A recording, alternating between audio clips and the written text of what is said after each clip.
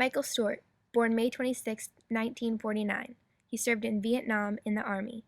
His rank was E4 Corporal. The interview was conducted in the Veterans Home in Davis, California on December 2nd, 2012. The relationship to the veteran is he is the father of interviewer Brian Stewart. This interview is being conducted for the Veterans History Project and the Library of Congress. Alright, so you were born on May 26, 1949 in Sacramento? Yes, ma'am. That's actually my brother's birthday, May 26th. Oh, no way. Yeah. Oh. So can you tell us a little bit about your experiences growing up? Did you grow up in Sacramento or did... No. When I was a year old, my parents moved from Sacramento and they had a little dairy, a little ranch in Sacramento up in Carmichael, which is just suburbia now. And so they had a little ranch there. But my dad worked for Dow Chemical Company, and they had a plant down in Long Beach, and they moved him down to Southern California. And so in 1950, we ended up in Garden Grove, California, which is in Orange County. Oh, yeah. Yeah, it's just about 9 miles from Huntington Beach, if you've ever been down to the beach area, Yeah. Newport Beach. So I was a Southern California kid until I was 15 years old. That's really cool. Did you have any siblings? Yes, I have 3 brothers, 2 older and 1 younger. Oh, that's cool. Yeah, and they're nice people. That's good, that's good. And they're all still around. It's amazing. Nice. None of us have checked out yet. Oh, cool. Yeah, so that's, yeah. That's really nice. So what would you say that stands out most to you about your childhood that you'd like to share with us? Well, it was post-World War II era, the 50s, and I grew up in the 50s, and so, and LA area was just growing like, gangbusters. It was huge. People were moving to Southern California by the millions almost every year. And Yeah. we moved to Garden Grove, which had 4,000 people in it. When we moved away, and 15 years later when we moved, it was way over 100,000 people. So it was like, everything was growing real fast. And but I lived when we first moved down there, in my first 5 years, I remember an orange grove right next to our house. So they called it Orange County because of the orange groves, and now there's none left, I don't think. There could be 1 or 2, but so we lived right next to an orange grove. I remember playing in that, and throwing oranges and having orange fights and all that kind of stuff. It was great. Dangerous. Yeah, it was, and we had a little television set. It was black and white, with maybe a 13-inch screen on it, and we used to watch Howdy Doody and stuff like that, and Engineer Bill, and those were very early shows for TV, and it were just puppets and things like that. Oh. Yeah, it's not what you have today, anything. But that was early television. We kind of watched that one hour a night, and that was it. And I went to an elementary school down there, Lincoln Elementary School, and I didn't stand out as a fine student. And so I had mostly just fun hanging out, going and doing stuff with my friends, because there was tons of young people living down there, and we just rode our bikes everywhere. Every time we could go anywhere, we just got on our bikes and took off and went on an adventure. And that's what I remember most, was going on adventures on our bikes. It's kind of like I'm trying to get, had Brian do. You gotta go out, man. You gotta go out and do stuff. You can't sit in front of that TV all day or play games or whatever it is you guys do now, Yeah. Go on an adventure somewhere. So we did a lot of that. Cool. And we lived down there until I was 15. Oh, and then we went to the beach quite a bit. We'd go down to the beaches and hang out there. My mom would always take us, in the summertime, those endless summers when I was a kid, she'd take us down to Balboa Island and hang out down there, and Huntington Beach area, and we really enjoyed it. I just loved the beaches of Southern California. And we still go down there nowadays, I take the kids down there, and so I can show them that, and hang out. And so I think they appreciate it. I don't know. But when I was 15, we moved. My dad got repositioned again, and Dow Chemical Company they used to have a research farm just south of Davis here on Mesa Boulevard. And so he was, I forget the word you used there, but repositioned to that farm, and he was doing research in agriculture up and down the valley here. So then in 1964 we moved to Davis here, and that's when I did my high school here in Davis. Oh, really? Yeah, I went to Davis High. Oh, that's so cool. It is. It's the same school, same place, you know. And I go on the quad now, and I go, oh my God, I remember in '64 when I was hanging out here. That's awesome. I know, it's very strange, but I watched our oldest son play football there, and his mom, she was in the stands with me watching him play. And I go, isn't this weird? Because you and I were in the stands in 1964, hanging out in the late '60s.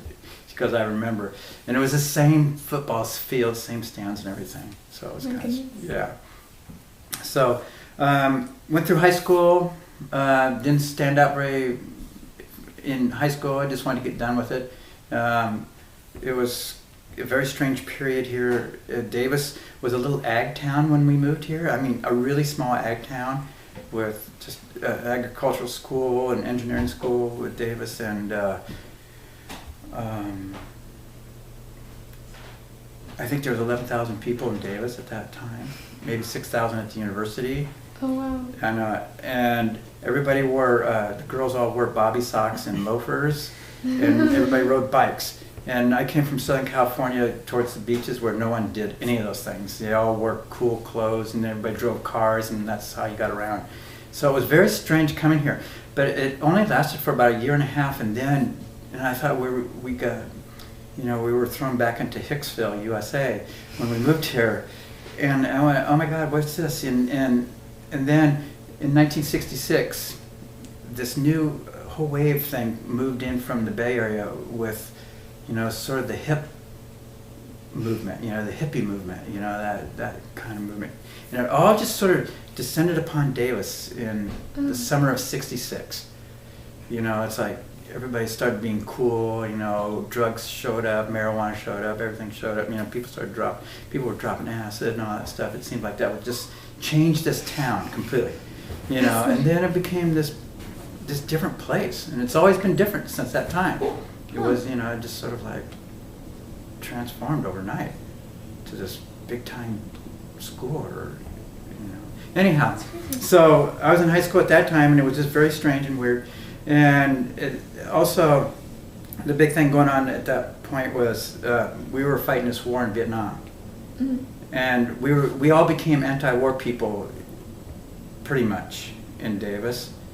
I don't say we all were, because there were people who thought the war was okay, but a lot of us thought the war was terrible, and because this was a university town, we had a lot of influence from the intelligentsia, that came with the, about the war, and none of my friends and I sort of wanted to ever be, to go into the war at all. We thought it was wrong. And back in those days, they had the draft. And that's when you were 18, you had to sign up for the draft, and if we were having a war or something going on, they would call you up and say, you got to go fight. And, you had no choice. And if you tried to get out of it and they found out that you did something illegal about doing that, you could go to jail.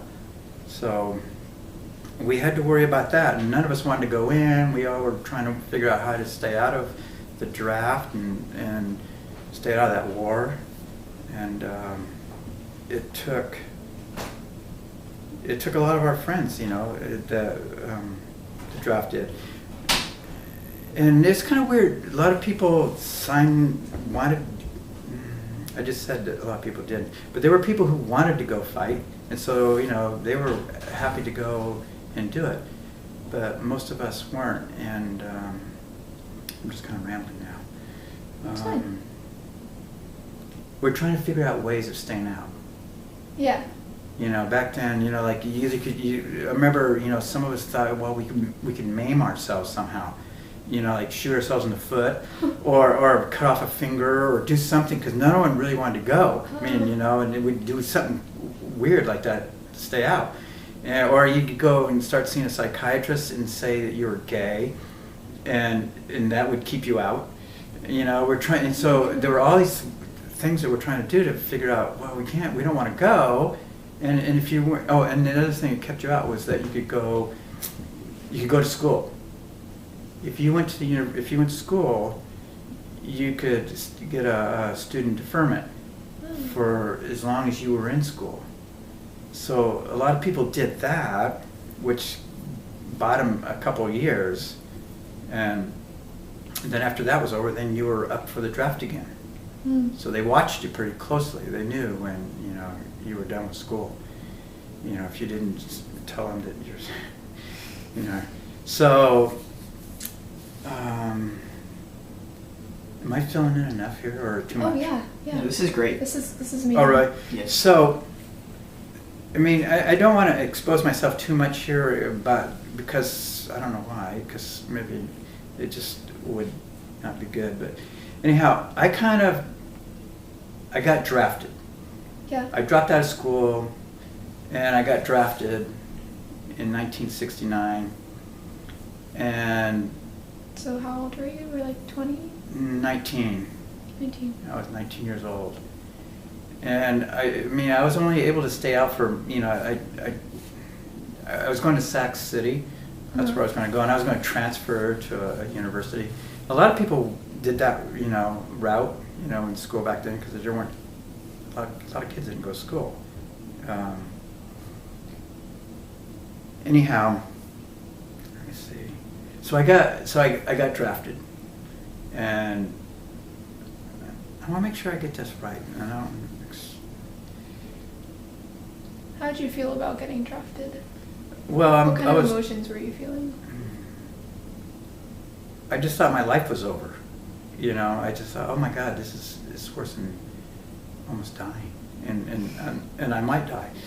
So it was just sort of like, it wasn't a good thing. It's very scary. It was very scary. Good word. And and then I had to leave. I had take off, and I had all my friends here, and and I didn't want to do it. And I just remember that the night I had to leave to go report for the service, and I had a big party over there on M Street. I remember, and we all were saying goodbye, and all my friends. And Were any of your friends drafted or enlisted? Well, Or family members? yeah, they Older were. No, none of brothers? my family. Your older Well, brothers? you know what? No. God, I apologize. Fine. My oldest brother, my two older brothers went into the Navy Okay. as reserves. They didn't have a problem, and you could go and do that, but that meant you had to spend either 4 to 6 years in the service. Right. I didn't want to spend any years in service. Mhm. So it's like I kept trying to stay out, hopefully.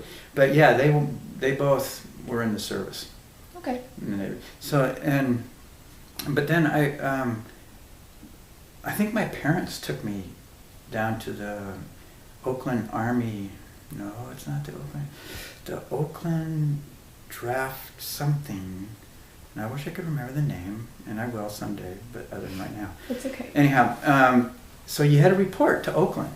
Mm-hmm. And then once you got in there, you went through all sorts of, they stuck you and poked you and looked at you and examined you and did all sorts of things and took all your clothes away and cut off your hair. And then they put you on a plane and sent you to Washington, where I went to Fort Lewis, which was a basic training camp. And that's where I did my basic training. And it was a really beautiful place, actually. It was up right there on the Puget Sound, Oh. pretty close to Seattle, just right down the road from Olympia, Washington. But I did basic training there. And because I was drafted, the one nice thing about being drafted is you only had to spend 2 years in service. And then you're out, if you wanted to get out. And so, but the bad thing about being a draftee was usually those were the guys who were the infantrymen, or and then artillery people, or they're the ones who got the jobs that no one else wanted, and that was the fighters, the grunts they called them. Right. In Vietnam. And so that's a lot of people who were drafted turned out to be grunts. the infantry. And so when I went to basic training, that's what I thought I was going to be. But one thing they do is they ask you, I don't know why they ask you, because it seems like they never give you that, but they ask you, what do you want to do while you're in the service? And so you fill out a form. I mean, and if you signed up for a 3-year deal, that meant that you're an enlisted person, and you could get a job that you wanted, and they would try to get people to enlist and say, look, we'll send you to Germany. You won't have to go to Vietnam. Because everybody was going to Vietnam. I mean, because this war was huge. It was, they had 500,000 men over there, maybe 500,000, or maybe it was close to 1 million. I don't know, but it was at least 500,000 troops over there at any one time. So it was a big war, and so they needed bodies over there. And so they would kind of trick the enlisted men into signing up for 3 years, and because they said they'd send you to Germany, and then 6 months later they would whatever the word is, reposition you to go to Vietnam. And so then you had to go to Vietnam. And then some of my friends who were over there, they had they had to re-up just so they could get out of the army halfway early. So they ended up spending 18 months in Vietnam. So it was kind of like not a very good deal. But anyhow, I signed up for, when I went into basic training, I signed up for ballistic meteorology, which was, meteorology's weather, study of weather. And I thought, I enjoyed the weather, looking at it and watching. And so they decided to give it to me instead of being an infantry. I went to I got this ballistic meteorology job. And I got my orders and everything, and I was supposed to go to Fort Sills, Oklahoma to do that position, but I couldn't pass the security clearance. It was a high security position, and because of my high school days, I had gotten a little trouble. It's just a little, not bad, just a little trouble. And but it was bad enough that I couldn't pass their security clearance for ballistic meteorology. And so they sent me to a helicopter school in Virginia. And I was supposed to work on helicopters. I went there as a mechanic. And then, so I went there for 3 months, and I was in Virginia Beach, Virginia, going to helicopter school. And then I knew that my next place to go, destination, was Vietnam, because that's the only place for anybody to work on helicopters. So I got my orders after I graduated from that school. I got my orders for Vietnam. And I was supposed to be with the 1st Air Cav, and that's I don't know if you've seen some movies with Vietnam era people. They have those patches on their shoulders, have a big horse, and it's gold, it's yellow, and that's the 1st Air Cav. I don't know if you ever saw Apocalypse Now. We were going to see it one time, but we're trying to see it. But anyhow, that's the unit they feature in that movie. So, did you want to ask me any questions? So I apologize. You were sent to Vietnam, and then what happened there? What did you witness? What did you go But they through? give you, what they do is they give you 30 days off before you go. I'm trying to think, is it 2 weeks or 30 days? But they give you some time, before they ship you out, they give you some time to go home. And so that's what I did. I came home, and so I hung out here for, I think, it was 30 days. It was 27 days now, I don't remember that. But I accidentally took an extra week off just because I didn't want to go. And that's called being AWOL. Mm-hmm. And you can get an Article 15 for that. And Article 15 is like a slap on the hand for doing that stuff. But I remember I went a week late to the war. So I was like, but I think a lot of people sort of, it was so common that they didn't do anything to you. They just went, you're a week late to the war, man. And so they read me the riot act, and then I go, all right, go fight.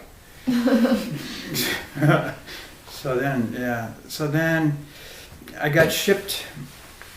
I got into country, and that was weird because you go to Benoit Air Force Base when you arrive, when you're in the Army. Benoit's right outside of Saigon.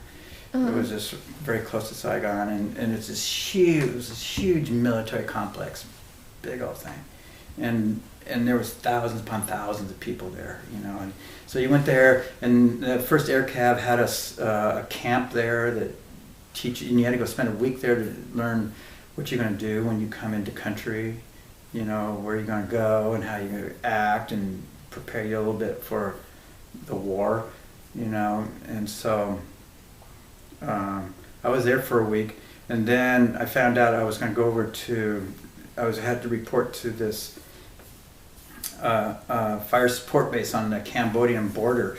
It was called Da Tiang, and it was in Tay Ninh province, and it's not very far from Saigon, but it's kind of like due west from it, but it's right on the Cambodian border. Maybe we can see into Cambodia from where we were. And so they flew us in there. I forgot how I got there. Oh, I think I went 2 different places though, because I was on a fixed wing aircraft when I went there. You know, they flew me somewhere, and then I got to get on a helicopter and go into this base where we are, and it was a company of Huey helicopters. Those are the ones that carry the troops. And then there was a company of attack helicopters, those Cobras, that went with us everywhere we went. They're the ones that had the gunships, you know. I don't know if you boys have probably seen those things. But yeah, so they had those. And then we were with the Hueys, you know. And there was just us and then an infantry unit at this fire support. Oh no, there was a artillery unit too. They had these huge guns, man. There's like 247 millimeter. I mean, there was like this huge cannon, like, and they would just shoot these things all day and all night, right over our heads. And it's like you had to, and then you had to. They would, you know, you hear this banging going on, huge bang, like all day and all night long. And then there would be this other sound of this sort of sound, and they said, well, you got to learn how to tell those other 2 sounds apart. One's outgoing and one's is incoming, like they're firing rockets into your the Viet Cong. They were, you know, shooting mortars and rockets into our base.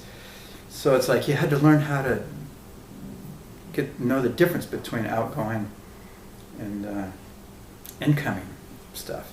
So that was something you kind of had to learn, like within the first week or 2 of being there.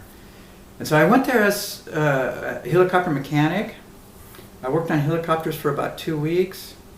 No, maybe 3 weeks. And then I was reassigned to another job, which was working in operations, is working with the radio and getting in touch with the pilots and stuff like that. So I worked with my job was working in operations. That's what I did the whole time I was over there. And what I do my job was to get missions down at night. I'd call this secret number, and it would be I forgot what they call it. There's another name for being classified. But anyhow, no one could hear it other than myself and the people talking to me. And so I would type out where the troops were going the next day and whatnot, and where the pilots had to be and where they're going to report and whatnot. And I'd do that each night. And then in the morning, I would tell the pilots where they're going to be heading out to, and where they're going to land, and who they're going to pick up, and where they're going to be delivered. You know, so we had foxhole delivery. So we deliver the soldiers out to their little places, and that's what I did, was operations. And I worked in a bunker. Everybody lived in holes.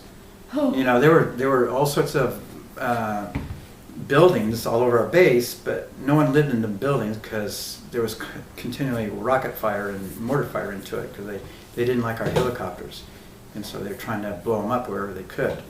And you know, so we all had bunkers, And a couple of guys we became friends with are the dudes who drove Army Corps of Engineers. They have skip loaders or whatever, those things that could dig a hole real fast. You give them some cigarettes or some money or whatever we were using for exchange then, and they'd come and dig you a hole, and you'd line it with ammo boxes full of dirt, and then you put some runway stuff over the top, which is this heavy duty metal, and then you put ammo boxes on top of that, and you leave a hole for, you know, with stairs on it, and you put ammo boxes like stairs, and then you get down and then you rig it with, you know, electricity, and that's where you live. Oh wow. I know, it was kind of weird. Very That's strange. awesome. Yeah. So you live, you know, and you had these holes all over the place, you know, these bunkers all over the place. And they could be under another building. Sometimes we put them under buildings, you know, it looked like, and you could come up into the building, but as soon as you hear a rocket or mortar fire coming in, you'd head down into your bunker. Yeah. So that's what we did most of the time for my first 7 months in country there. Okay. Yeah. So I was with the helicopter unit. Okay, cool. So I think you mentioned that your rank was an E4. Yes. Can you elaborate on that? Yeah. It's like, the only way I knew it before I went in, it was like, if you ever heard of a corporal, Yeah. you know, and there's a private, and then you get that one stripe, it's a buck private, I think. Or maybe it's the buck private, I don't forget. And then if you had 2 stripes, that's a corporal, Mm-hmm. and the next is 3 stripes, and that's a sergeant. I was the 2-stripe guy. Okay. So it's equal to what a corporal would be, but they call them E4s. Okay, cool. Yeah. Very fun. So did you communicate with your family and friends back home No. at all? Well, you never talked to them. Do you write letters? Yeah, that's what we did. Oh, okay, cool. Yeah, so we did. We wrote, we just wrote letters continually. That's the only way we. And then if you somehow or another could get to Saigon, fly into Saigon somehow, and for some reason you could. I mean, sometimes you could go there. There's this USO, huge USO place, and they had banks and banks of phones that you could go, and that's when you would call back home to the real world and see what's going on. So that was the only time you could communicate with them, anybody like that. Nowadays, you know what? You have computers, you can say hi, and you what's that, Skype? What do you call it? Something. You know, you talk to your people, and you know, and you talk to them on cell phones and stuff like that. I mean, it's very weird. But and, you know, you got mail. You know, you had mail call every day. Yeah. They'd deliver mail and stuff. That's what it is. Yeah. So you were a part of the invasion of Cambodia? We were. We were. I think it was 1970 that President Nixon decided to invade Cambodia because they got wind that the administration didn't, higher ups, they got wind that there was tons and tons of ammunition and weaponry in Cambodia, in caves. And they were right, they were. And we were, our unit was 229th Aviation Battalion was right there, and so we were the spearhead into that invasion into Cambodia. And let's see, we had about 24 helicopters total in our unit. And then the one day that the invasion was designed to go off and everything, we had 150 helicopters there in one time, and they all descended upon that fire support base. Yeah, it was quite a sight. It was quite a sight.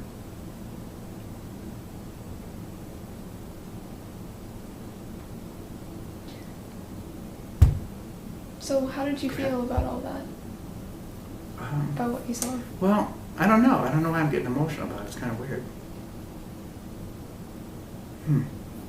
But anyhow, let me get it organized here. So yeah, and I don't know. I mean, I'm sitting here getting emotional about it. I'm going, why is that? And I guess it was just, you know, it was just this big movement to get a lot of people someplace, you know, and so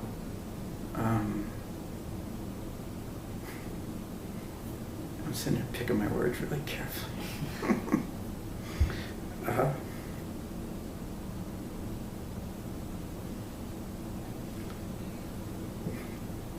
Well, I really don't know why I'm responding this way. It's okay. But but it worked out. I mean, we did do that. You know, we went into Cambodia. We took all the troops over there, dropped them off. They went into all these tunnels and caverns, and you know, came up with millions of tons of weapons caches that had been stored there, and you know, they blew them up, and they brought them back to our military base, and you know, these guys, all the infantrymen had all these AK-47s, and you know, all this stuff that just all came from Russia, from the Soviet Union then. You know, that's what the Viet Cong, North Vietnamese used, was all Soviet military stuff. So you know, it was just sort of this big thing about. It was a big victory, sort of. Although here in the United States, everybody looked at it like, oh my God, how could Nixon be sending troops into Cambodia or expanding the war? What's the deal? You know, everybody was upset with it. You know, and I was too, really. I mean, that's why I was going. Why am I getting kind of emotional about that? When really it wasn't a good thing at all that we were expanding the war into another country. Yeah. Because you know, we were already messed up in this one country. You know, why are we taking it someplace else? So, So you feel kind of conflicted about what you were doing? Well, I just thought it was wrong the whole time I was there. I mean, I didn't want to be there, and I didn't like. It's just that. I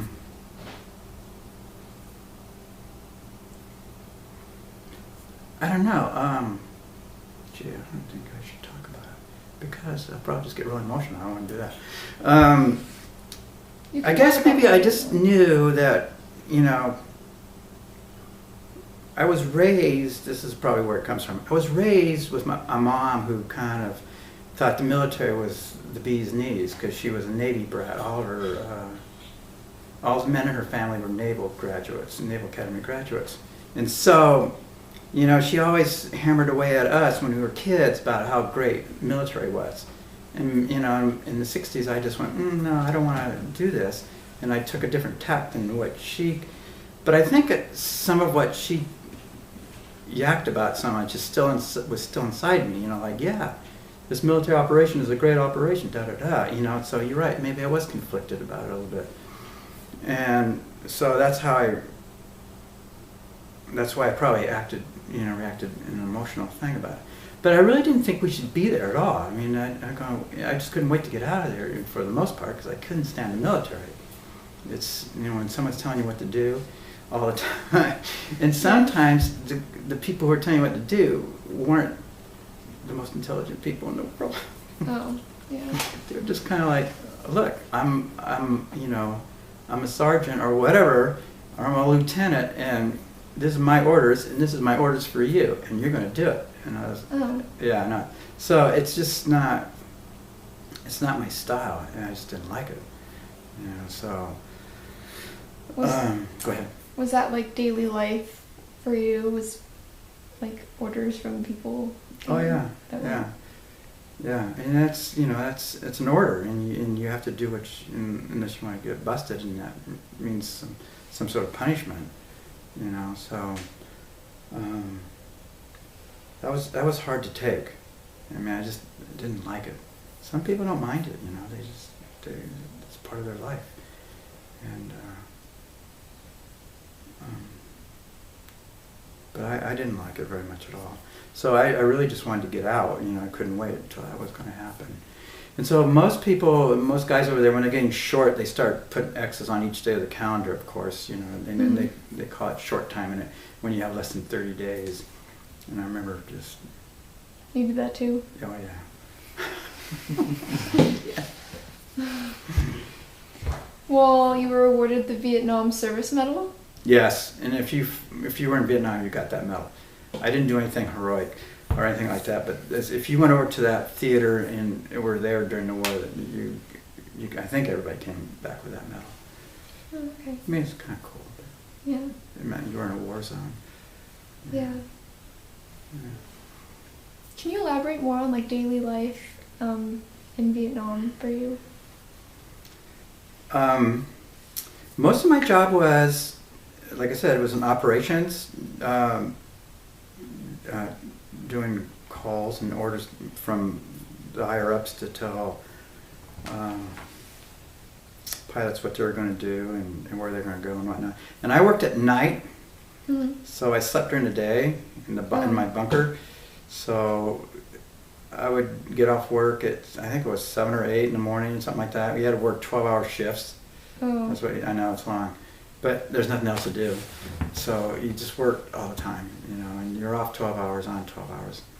And I'd work in this bigger bunker that was under this big windmill. I don't know why it was underneath a windmill. And the windmill had a house in it, this tall, big old, you've seen windmills out in the country? Yeah. Well, it was kind of like that, but it was made out of wood. And up on top of it, it had a little house. And then on top of that, it had a big old windmill. And I think it pumped water or something. I can't remember what it did, to tell the truth. But our operations bunker was underneath this windmill. Oh my God. It was underneath the ground, underneath the windmill. I don't know why it was in there. But, you know, it was, you know, sandbags everywhere. You know, I mean, it was just like this thing you had to go down into. And it was, you know, you didn't want to get blown up because that was sort of where everything was operated from. And so it was just well protected. And I worked down in that bunker all night long, you know, doing calls and stuff and talking to.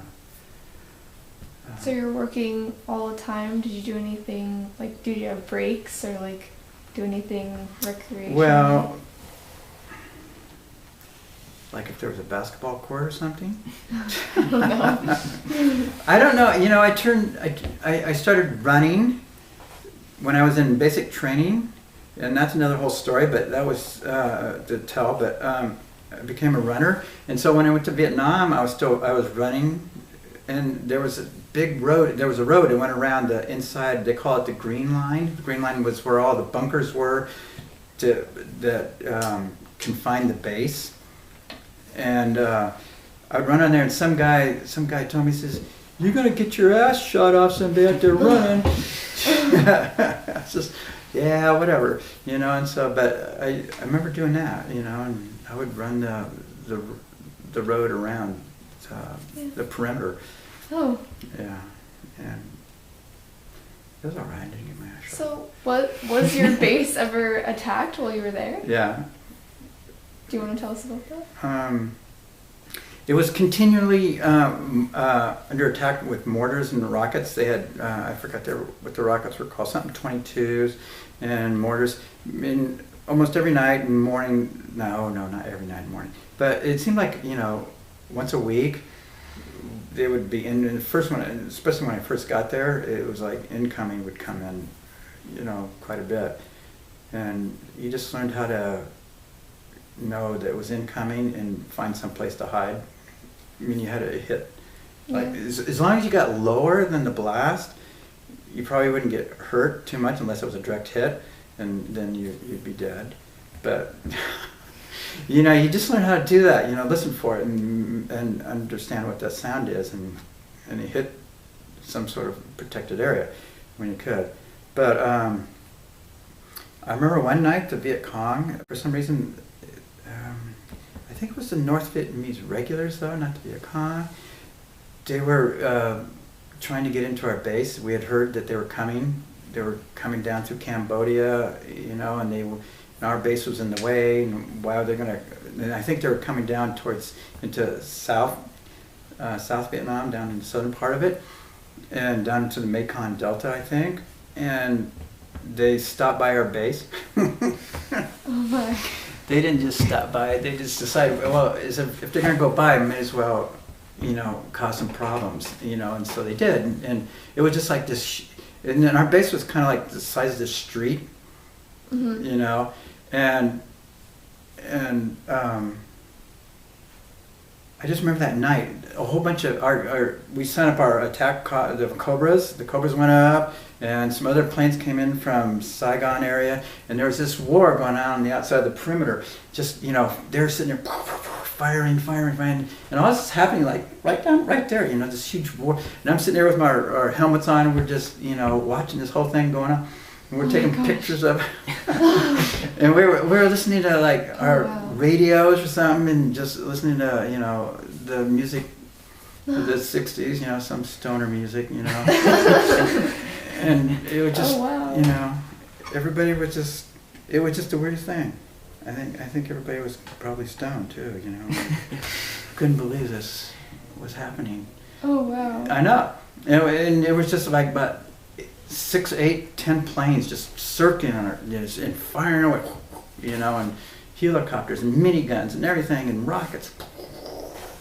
So I remember, you know, and it happened 2 or 3 times during the course. I had those, but usually it was just like rocket and mortar attacks that sort of plagued our base, and those guys never made it in that night, you know, because we were just, I think it wasn't that big of a assault, but you know, they tried. But other than that, I didn't see much more action than that. That still sounds very scary, though. Yeah, it was kind of wild.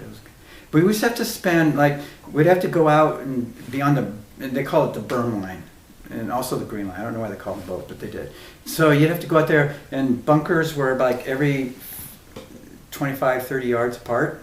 And so the bunkers were these huge, oh darn, you know, ammo boxes and sandbags and everything. And every half an hour or something like that, they call. No. Every couple hours they have a free fire hour or half an hour. You could just shoot anything you want. You know, all these weapons up there. You know, so you'd have your M16, which you had with you all the time, and then there'd be like an M60 machine gun. And in this one base, the last base, we went to a couple bases before we left, but this last base we had this quad 50. It was a 50 caliber machine gun. It had 4 machine guns, and you sit there and you have to start the motor on this thing, but they had bullets this long. And I remember we're firing that thing off one night, and every 7th bullet is a tracer. So, you know, if 6 bullets come out and then 1 comes out and it's red, you can see it going through the air. You know, especially at night, it just really lights up. You know, I remember firing those things off. It was just kind of fun. So, you know, tracer? Yeah, they were called tracers, and they have phosphorus or something on that bullet tip, and so when it goes through the air, it glows. Oh, and so I don't know if you ever seen, I mean, they've probably seen stuff like that, but you watch films and you see this line of light, you know, where the bullets are going, and those are because every 7th bullet has a tracer, a tracer bullet. And you can see it, and it looks, and from like a machine gun or from like a minigun or something like that, it looks like a solid line because they're coming out so fast. So anyhow, but we used to do that. We'd just go fire those guns off and throw grenades, and oh my goodness, I know, it was fun. I mean, it was kind of fun. It was fun at the time. Until one night we were throwing grenades, you know, and you can pull the pins and throw them, and then you duck, because if you don't duck, you get hit by the shrapnel. And so we ran out of grenades, and I was downstairs in the bunker getting another big old load of grenades. And I was coming back up, pulling up the grenades in an ammo box, and my friend who was up there he's coming down the stairs holding his head, and his blood's running everywhere, you know, and he forgot to duck when he threw a grenade, you know, and a piece of shrapnel hit him right in the head right here. Ow. But it wasn't enough to do any damage. It stuck in the bone right there. And so it just started, he just was bleeding like crazy though. You know, because he was okay. I mean, he had to go to the medic and get it pulled out, but a piece of shrapnel hit him right in the forehead. And I saw him coming downstairs. I went, "Oh my God, what happened to you?" You know, it was just like, I thought he was dying or something. Oh, no. But it was okay. So you served until 1970? I did. Okay. Yeah. And then you were shipped back? I was. I stayed in Da Tiang for about 7, 8 months, and then we moved to another fire support base called Quan Loy, and stayed there for a month. And then the first air cav was pulled back we were being pulled out of Vietnam, and so that meant the whole division had to come out. Oh. And so when I left, the first air cav was coming out of Vietnam, and that's why everybody was getting pulled back from us. And so I ended up at Bien Hoa Air Force Base.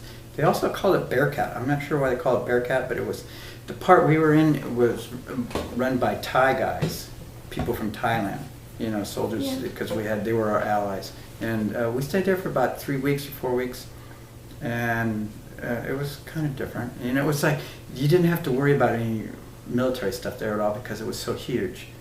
And, you know, it was, no one came in there or attacked or anything. It was just like being at the Sacramento, Sacramento International Airport, you know, with this huge base.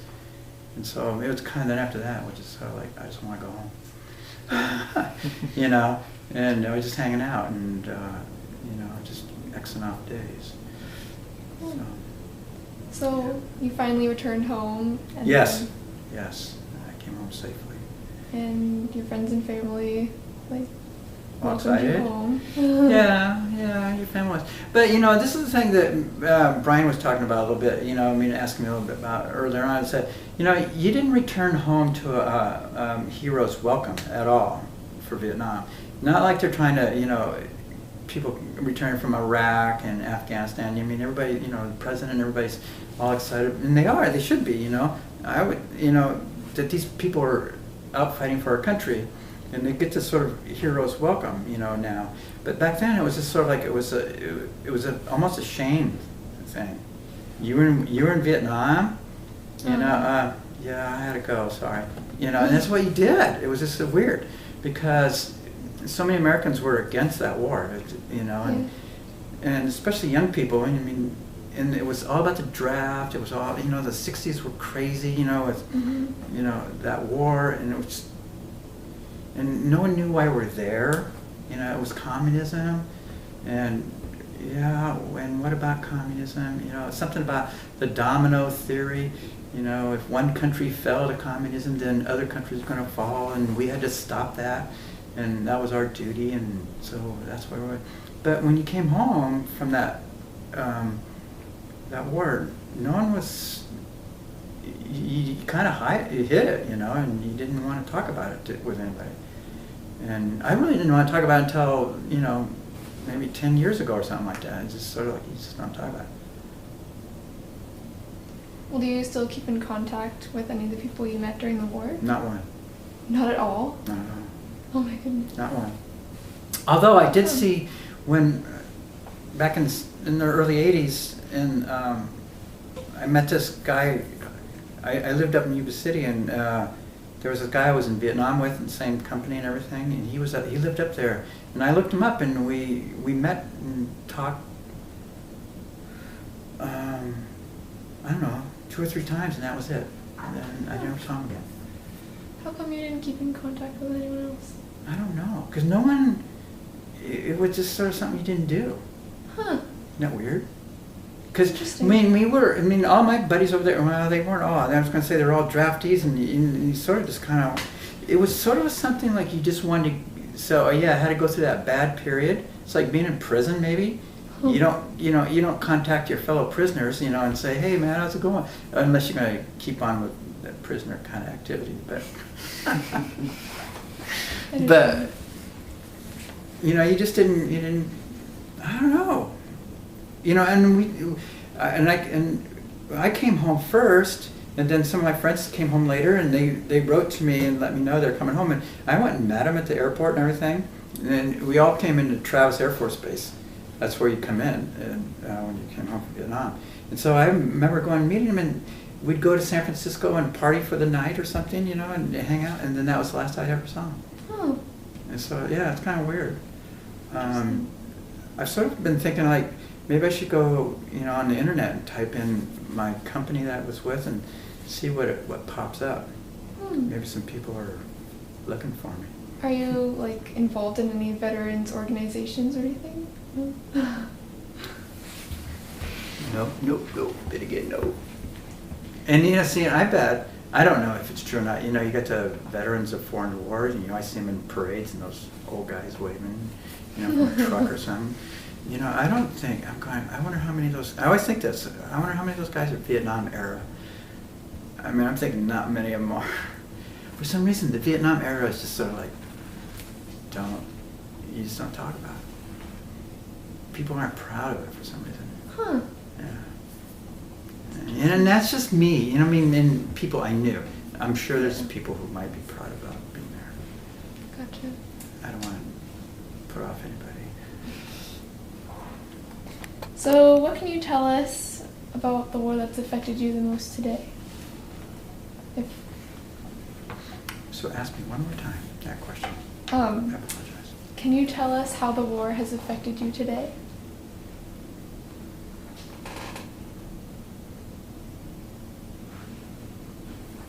I don't know. I don't think about it much. A whole bunch. I don't think it affects me very much. Although, I think about, because we televise and show, Afghanistan, but we don't do that very much, do we?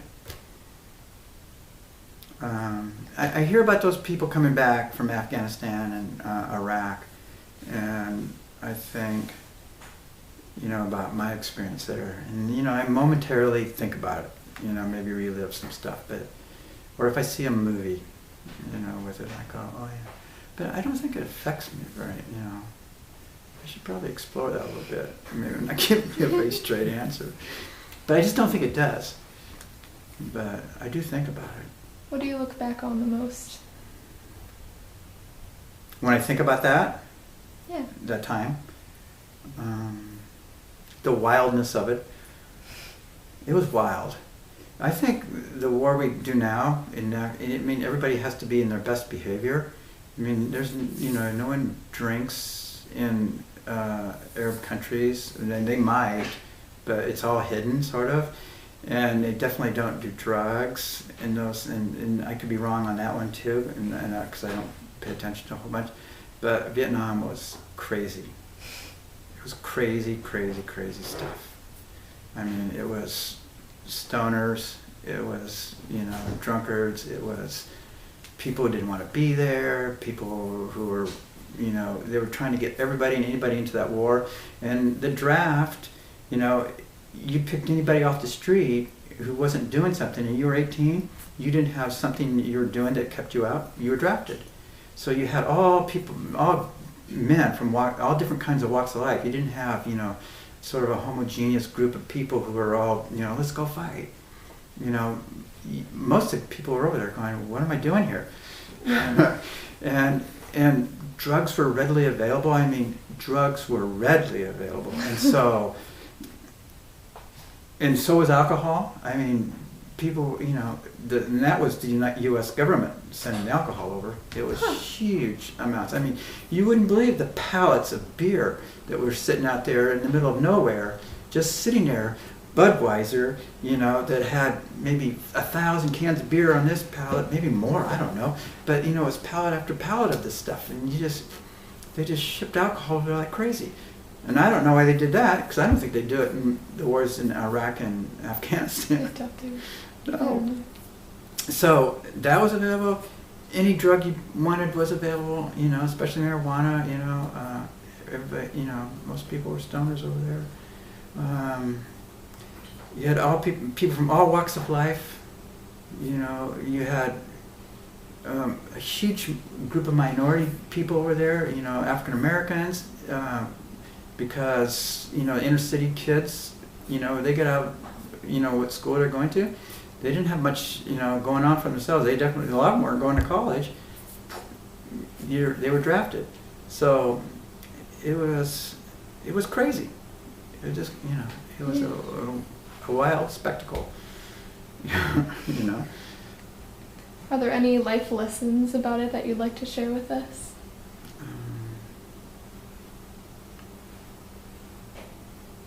You know, I look back on it and, you know,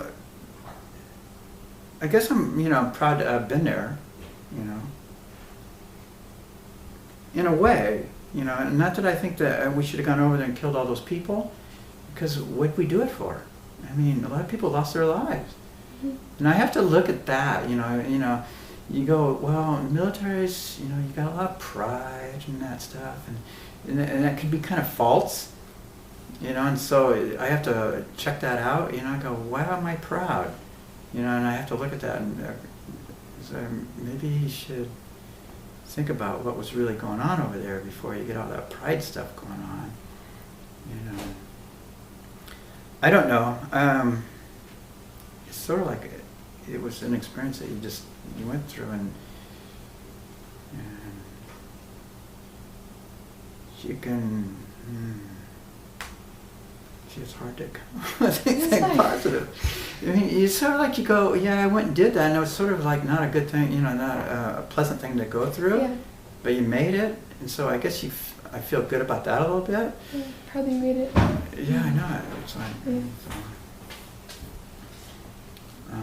I wish I could say more positive things about It's okay. that experience, but I don't have a lot. You had a lot to say, actually. but I know, but although it was, you know, it's a kind of a fun story to tell. Yeah. I mean, it's because it was wild and crazy, you know, and I didn't tell you anything because you guys are all too young. You know. But I mean, it was like that. And if you read books on the Vietnam era, there's some, if you read Catch-22, I don't know if you ever read that book, you gotta read it. It's about World War II, but it's what happened in Catch-22 happened in Vietnam 10 times bigger. And so, and you gotta read Catch-22, you just gotta read that book. But anyhow, it was just weird. And if you have never seen Apocalypse Now, which you ought to go see, it sort of sums it up, the craziness of the whole thing. All right. Cool. Thank you. Are there Thank any you. more questions you guys want to ask? What was it like readjusting to society after the war? Oh, good question. Good question. It was very hard. For one thing, you're in the tropics in Vietnam, and it was warm all the time. It's like everybody would just, you know, you wore shorts, and especially if you're out in the boonies, you know, where we were, they didn't care what you wore, you know, and you didn't care what you looked like, you know, and so it was warm there. And when I came home, it was November here in Davis, like it is now, but it was cold. And I just remember, you know, my blood was so thin, I just had to wear a peacoat. I was wearing a peacoat all the time, in the house, anywhere, you know, I wore it because of that. But then, you know, too, it's just sort of like, because of battle conditions, all the noises, all the, like, you know, you're always watching, you're aware of what's happening around you, like, because, you know, you could die, you know, from something happening to you. You know, you have to go through adjusting to not having to be aware of that all the time. You know, and I remember that it's just sort of like you were kind of ducking a lot, you know, or like you hear noises, you kind of get that jumpy feeling. So I remember doing that for probably, you know, 9 months to a year afterwards. You know, you're just kind of like, what was that? You know, because you had to duck and cover a lot. So, and then,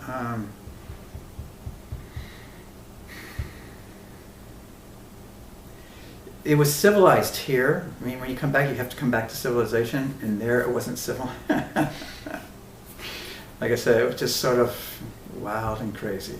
And so you had to kind of readjust yourself to, oh, you can't do that stuff here. You have to behave yourself. You have to act a certain way, you know. But other than that, you know, it didn't take too long.